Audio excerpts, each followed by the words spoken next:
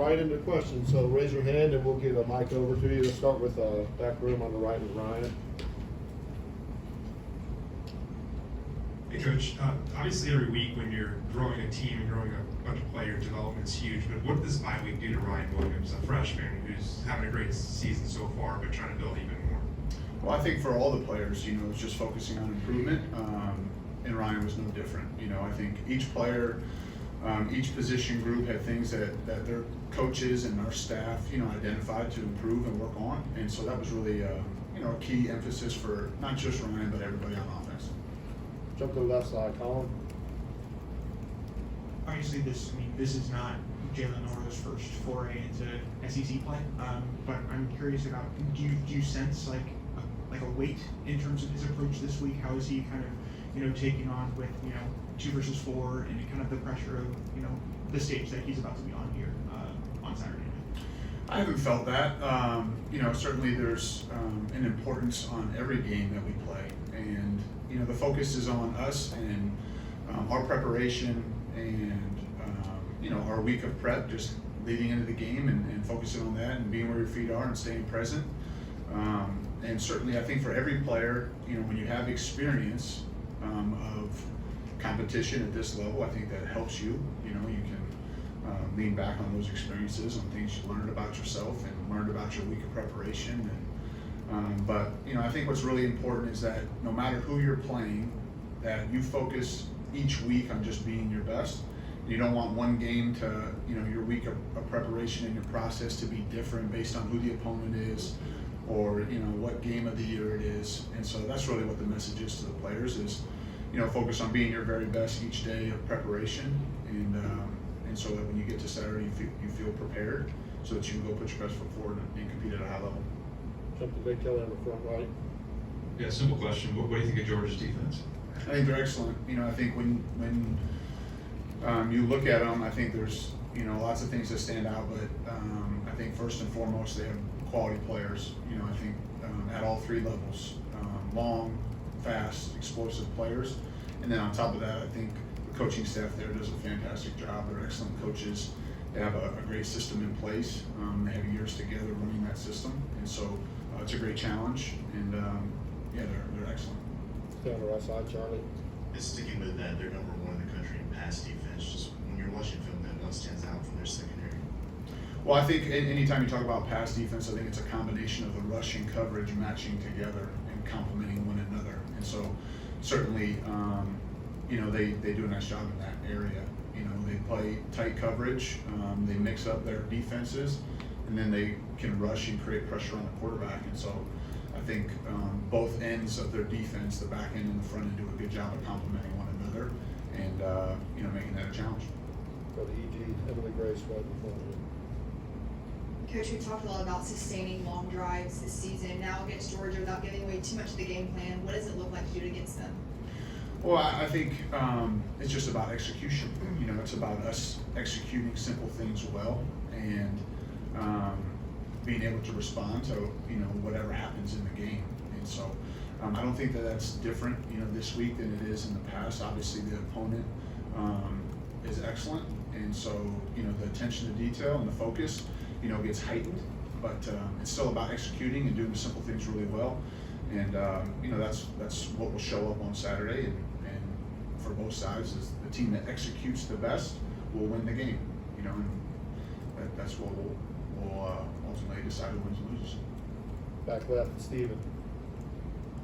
Coach, you mentioned Kendrick Law, just exceptional blocking last week. What have you seen Kobe Prentice throughout the bye week, getting to this week, his progression? Yeah, I think Kobe's had great focus and he's been very intentional about taking advantage of the reps in practice and continuing to improve. I think Kobe's someone that's explosive with the ball, and he's had those moments throughout his career, and his attitude's been great, and he's been practicing really hard. Left side to Chase. Malachi Starks, of course, one of the best safeties in the game. Could you, one, comment on what he brings to Georgia's defense, but also just generally position-wise, is it harder to account for a free safety in the game plan as opposed to maybe a pass rusher who you could game plan double teams for, et cetera? Well, I think the thing that stands out is his versatility as a player. You know, he can play close to the line of scrimmage, and he can play in the deep middle part of the field. He can cover man-to-man. I think he's an excellent football player that obviously has experience in their system. They can put him in different spots and different personnel groupings, and he's excellent in all areas. And so, you know, as far as accounting for those players, you know, I think that's always your challenge each and every week as you game plan, is how to put your players in the best position and create the best advantages you possibly can based on who you're going against. And certainly, you know, he's an excellent player that has had great production and very versatile. You know, can play lots of different spots, lots of different techniques. He's a great player. Go to Kennington on the front right here. Two-part question. When you look over the first 3 weeks, what are your impressions of your team's early down offense and what's contributed to success on third down?